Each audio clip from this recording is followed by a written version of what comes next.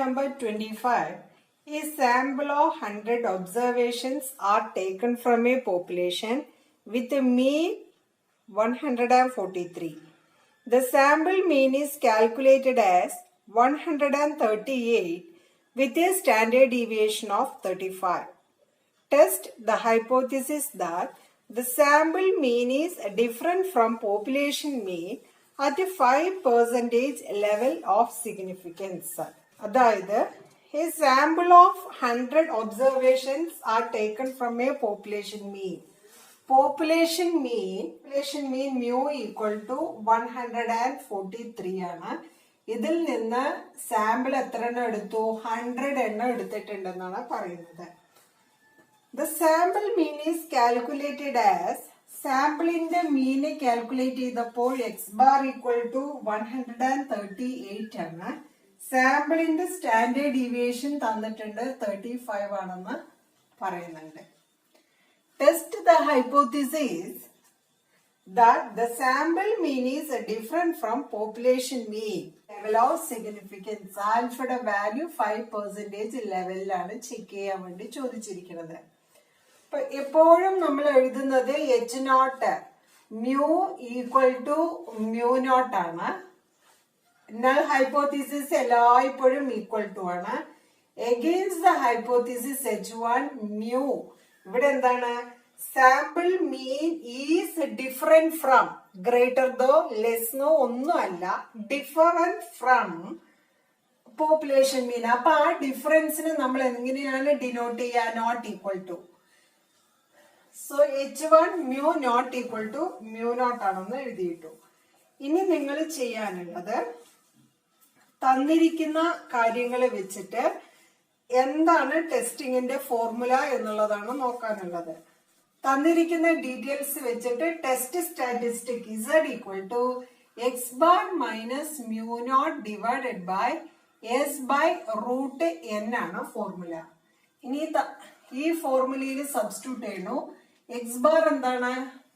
138 minus mu not എത്രയാ? 143 divided by s പറഞ്ഞാല് സാമ്പിളിന്റെ standard deviation 35 divided by root n എന്ന് വെച്ചാല് 100 ആണ് root n, which is equal to 138 നിന്ന് 143 മൈനസ് ചെയ്യുമ്പോൾ കിട്ടുന്നത് -5 ആണ്, divided by 35 divided by root 100 എന്ന് പറഞ്ഞാല് 10 ആണ്, which is equal to -5 divided by 35നെ 10 കൊണ്ട് ഡിവൈഡ് ചെയ്യുമ്പോൾ 3.5 ആണ്, which is equal to -5നെ 3.5 കൊണ്ട് ഡിവൈഡ് ചെയ്യുമ്പോൾ -1.42 ആണ് കിട്ടുന്നത്. ഈ കിട്ടുന്ന വാല്യൂവിനെ നമ്മൾ കാൽക്കുലേറ്റ് ചെയ്തിട്ടാണ് ഈ വാല്യൂ കിട്ടിയത്. അപ്പൊ ഈ കിട്ടിയ വാല്യൂവിനെ നമ്മൾ എന്താ വിളിക്കുക? കാൽക്കുലേറ്റഡ് വാല്യൂ എന്ന് പറഞ്ഞിട്ടാണ് വിളിക്കാറ്. ഇനി ചെയ്യാനുള്ളത് ടേബിൾ വാല്യൂ നോക്കണം. ടേബിൾ വാല്യൂ 5% ലെവലില് നോട്ട് ഈക്വൽ ടു എന്നായതുകൊണ്ട് ഇതെന്താണ്? ടു ടെയിൽ ടെസ്റ്റ് ആണ്. അപ്പൊ ആൾട്ടർനേറ്റീവ് ഹൈപ്പോത്തിസിസില് നോട്ട് ഈക്വൽ ടു ആണെങ്കിൽ ടു ടെയിൽ ടെസ്റ്റ് ആണ്. അപ്പൊ ആൽഫയുടെ വാല്യൂ 5%ല് ടേബിൾ വാല്യൂ കിട്ടുന്നത് 1.96 ആണ്. Z ആൽഫ ബൈ 2ന്റെ വാല്യൂ 1.96 ആണ്. ഇതിനെ പറയുന്ന പേരെന്താണ്? ടേബിൾ വാല്യൂ എന്നും കൂടെ പറയാറുണ്ട്. അപ്പൊ നോക്കൂ, നമ്മൾ പഠിച്ചിരിക്കുന്ന കണ്ടീഷൻ അനുസരിച്ചിട്ട് ടേബിൾ വാല്യൂ വലുതാണെങ്കിൽ എച്ച് നോട്ടിന് എന്ത് ചെയ്യണം? അക്സെപ്റ്റ് ചെയ്യണം. അപ്പൊ നോക്കൂ, ടേബിൾ വാല്യൂ കിട്ടിയത് 1.96 ആണ്. കാൽക്കുലേറ്റ് ചെയ്ത വാല്യൂ -1.42 ആണ്. പക്ഷെ നമ്മൾ ചെക്ക് ചെയ്യുമ്പോൾ എപ്പോഴും നോക്കുന്നത് ന്യൂമറിക്കലി വലുതാണോന്നേ നോക്കാറുള്ളൂ. ഈ സൈന് നമ്മൾ പരിഗണിക്കാറില്ല. അപ്പൊ ന്യൂമറിക്കലി ഏതാണ് വലുത്? ടേബിൾ വാല്യൂ തന്നെയാണ് വലുത്. ടേബിൾ വാല്യൂ വലുതാണെങ്കിൽ എന്താണ് കൺക്ലൂഷൻ എഴുതുക? We accept H nought. H നോട്ടിനെ അക്സെപ്റ്റ് ചെയ്തു പറഞ്ഞാല് ഉദ്ദേശിക്കുന്നത് the sample mean is not different from the population mean. Question number 26. From a data, the following results are obtained. sigma P1 equal to 270 and sigma P0 equal to 242. Calculate simple aggregate index number. The simple aggregate index number calculate ചെയ്യാനുള്ള formula sigma P1 divided by sigma P0 into 100 ആണ് formula. അപ്പൊ തന്നിരിക്കുന്ന ക്വസ്റ്റ്യനിൽ sigma P1 270 ആണ്, sigma P0 242 ആണ്. Into 100 calculate ചെയ്യുക. Calculate ചെയ്ത് simplify ചെയ്യുമ്പോൾ 111.570 ആണെന്ന് ആൻസർ വന്നിട്ടുണ്ട്. ഇനി ഇതിന്റെ കൂടെ തന്നെ ഒരു ടേബിളും കൂടെ തന്നിട്ടുണ്ട്. ആ ടേബിൾ യൂസ് ചെയ്തിട്ട് simple arithmetic mean price index ആണ് കാൽക്കുലേറ്റ് ചെയ്യാനുള്ളത്. അപ്പൊ താഴെ തന്നിരിക്കുന്ന ഡാറ്റ ഉപയോഗിച്ചിട്ട് simple arithmetic mean price index calculate ചെയ്യണം. അപ്പൊ അതിനു വേണ്ടി simple arithmetic mean price index calculate ചെയ്യാനുള്ള ഫോർമുലയിൽ പറയുന്നത് സിഗ്മ എക്സ് ബൈ എൻ. അപ്പൊ എന്താണ് എക്സ് എന്നുള്ളതാണ് പറയാൻ വേണ്ടി പോകുന്നത്. X equal to P1 by P0 into 100 ആണ് മീൻ ചെയ്യുന്നത്. P1 എന്ന് പറഞ്ഞു കഴിഞ്ഞാൽ എന്താണ്? കറണ്ട് ഇയറിലെ പ്രൈസ് ആണ് P1. P0 എന്ന് പറഞ്ഞു കഴിഞ്ഞാല് ബേസ് ഇയർ ആണ്. അപ്പൊ P1 by P0 into 100 വെച്ച് 18 by 15 into 100 which is equal to 120. Then next x ന്റെ വാല്യൂ എത്രയാണ്? 20 divided by എത്രയാ? 18 into 100 which is equal to 111. Next x ന്റെ value 18 divided by 17 into 100 which is equal to 105.88. Then last value 22 divided by 20 into 100 which is equal to 110. എന്നിട്ട് sigma X എന്ന് വെച്ച് കഴിഞ്ഞാൽ ഈ x കോളത്തിന്റെ സമ്മാണ്. എക്സ് കോളത്തിന്റെ സമ്മ് 446.88. ഇനി simple arithmetic mean price index calculate ചെയ്യാൻ ഈ ടോട്ടലിനെ 446.88 ഡിവൈഡഡ് ബൈ 1 2 3 4 കൊണ്ട് ഡിവൈഡ് ചെയ്യുക. അന്നേരം കിട്ടുന്ന വാല്യൂ 111.72 ആണ് simple arithmetic mean price index. The next one, a measurable characteristic of a population is known as. പോപ്പുലേഷന്റെ മെഷറബിൾ ക്യാരക്ടറിസ്റ്റിക്കിനെ പറയുന്ന പേര് പാരാമീറ്റർ എന്നാണ്. അതേസമയം സാമ്പിളിന്റെ മെഷറബിൾ ക്യാരക്ടറിസ്റ്റിക്കിനെ പറയുന്ന പേര് സ്റ്റാറ്റിസ്റ്റിക് ആണ്. അതാണ് അവ തമ്മിലുള്ള വ്യത്യാസം. Then ഇനി തന്നിട്ടുള്ളത് a population consists of values 3, 6, 8, 11, 12. Write all possible samples of size 2 by simple random sampling without replacement. അതിലെ തന്നെ second question calculate the mean of sample മീൻ. അപ്പൊ അതൊന്ന് ചെയ്തു നോക്കാം. Simple random sampling without replacement use ചെയ്തുകൊണ്ട് samples of size 2 വെച്ചിട്ട് group ചെയ്യണം. അപ്പൊ അതെങ്ങനെയാണെന്നുള്ളതൊന്ന് നോക്കൂ കേട്ടോ. ഫസ്റ്റ് വൺ 3യും 6ഉം കൂടെ ഗ്രൂപ്പ് ചെയ്തു. First sample 3 6, second sample 3 8, then next sample 3 11, then next one 3 12. Easy ആയില്ലേ? ഈ രീതിയിൽ എടുത്തു നോക്കുക. അപ്പൊ ഈസി ആവും. തേർഡ് സാമ്പിൾ ആയി, ഫോർത്ത് സാമ്പിൾ ആയി. ഇനി അടുത്തത് ഫിഫ്ത് സാമ്പിൾ വേണം. ഫിഫ്ത് സാമ്പിൾ എങ്ങനെ എടുക്കും? 3 വെച്ചിട്ട് എല്ലാ നമ്പേഴ്സിനെയും ഗ്രൂപ്പ് ചെയ്തു. ഇനി 6 വെച്ചിട്ട് ഗ്രൂപ്പ് ചെയ്യുക. അപ്പൊ 6 8, 6 11, 6 12.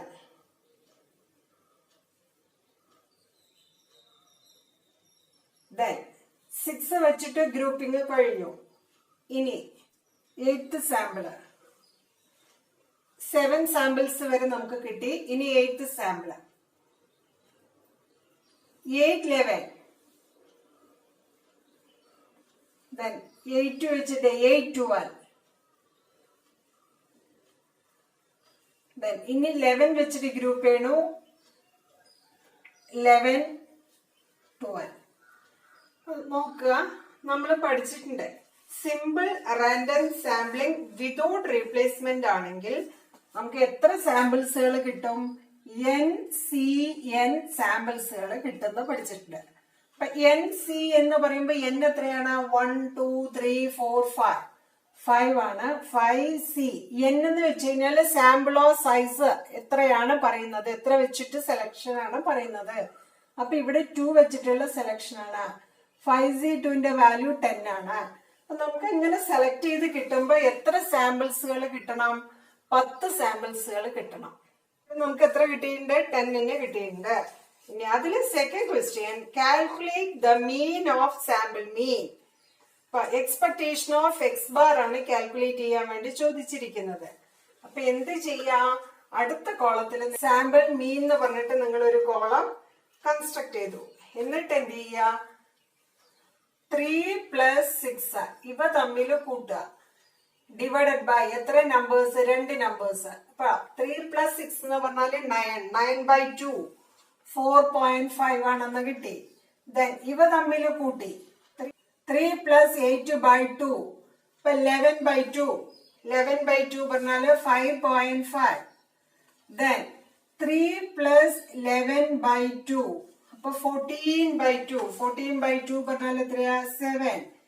3 + 12/2 15/2 which is equal to 7.5. 6 + 8/2 ഇപ്പൊ 14 ആണ്. ബൈ 2 ചെയ്യുമ്പോ എത്ര? 7. 6 + 11/2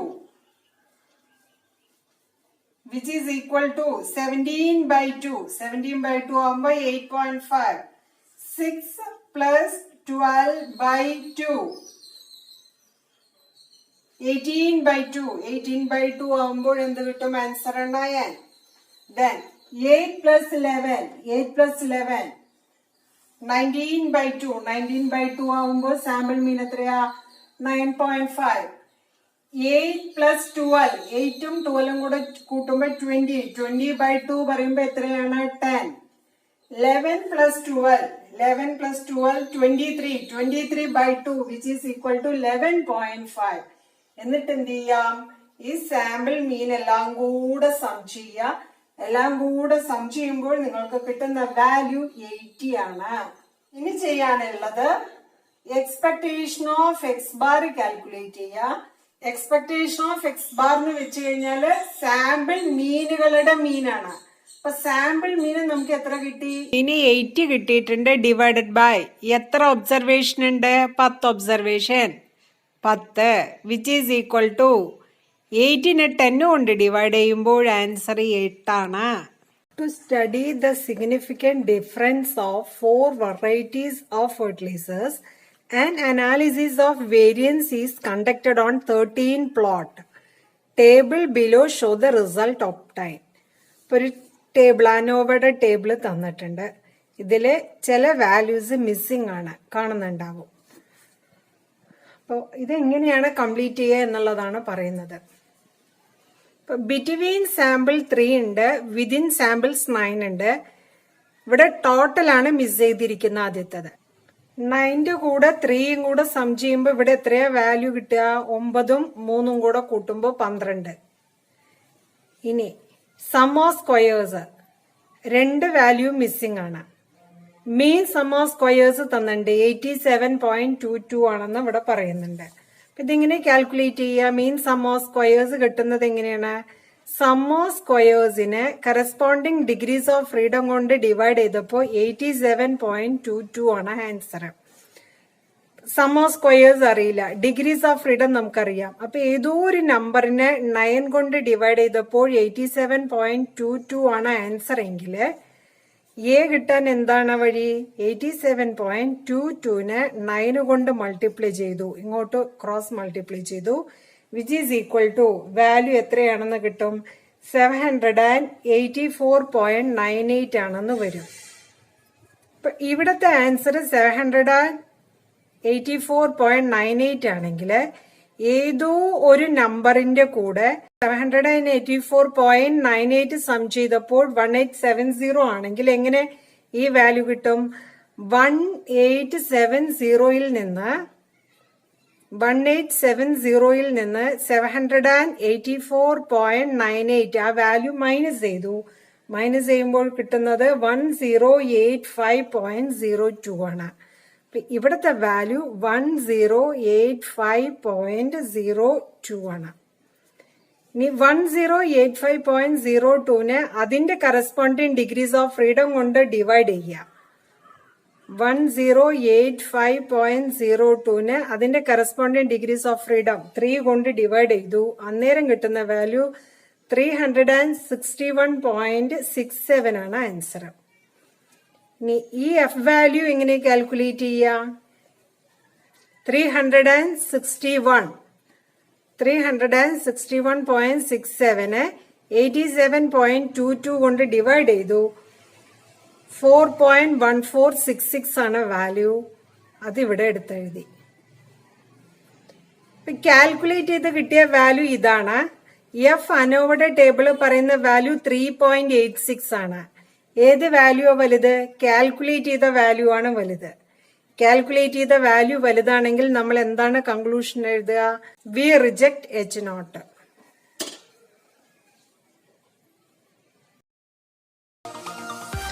If you like the video, please subscribe and press the bell icon.